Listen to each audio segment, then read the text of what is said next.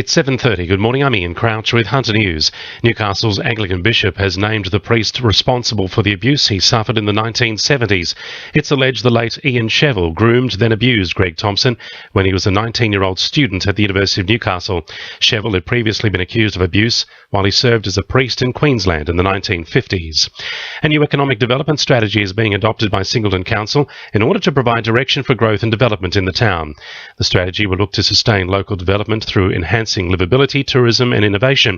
General Manager Lindy Hyams says Council is already implementing the plans. It'll be an ongoing and progressive performance in the sense of outcomes being achieved, but we've made a good start already, and the action plan, while it is not finished, it has certainly been drafted and we've started progressing it even before the action plan's finalised. So we're really confident of being able to make a local difference. Newcastle Lord Mayor Nuatali Nelms is floating the idea of Raymond Terrace being included in the city's boundaries. She believes the town should be part of discussions about the natural connections between local government areas. The idea is being discussed as an alternative to merging with Lake Macquarie Council, with both facing amalgamation after being declared not fit for the future.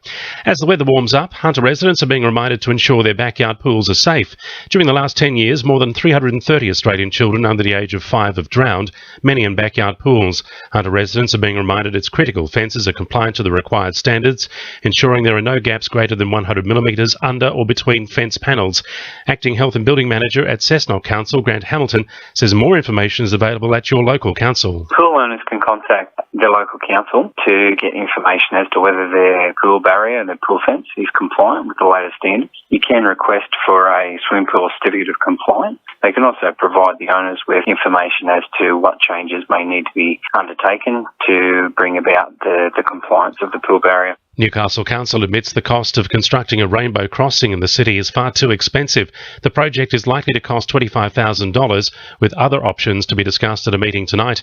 Labor councillors are putting forward an alternative motion, which simply notes the council's report on the matter and reiterates its commitment, while asking council to consider a rainbow footpath or some visible symbol of support in an existing project.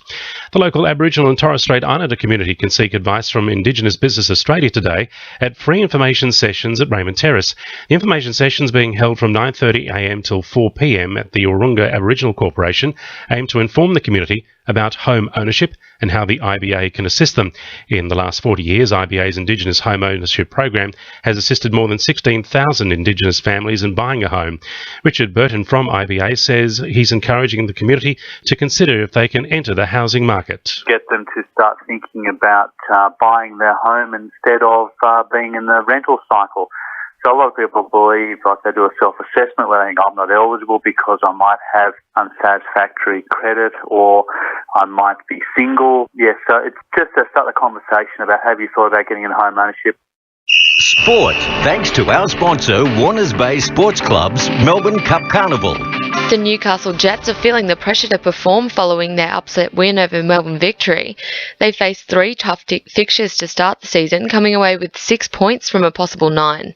Defender Daniel Mullins says their recent wins have set the bar. We've only conceded the 2 goals and we've kept a clean sheet last week, so we're going to take a lot of confidence from that. With that being said, Melbourne City, they give something a little bit different, but we're going to take confidence out of the first 3 games.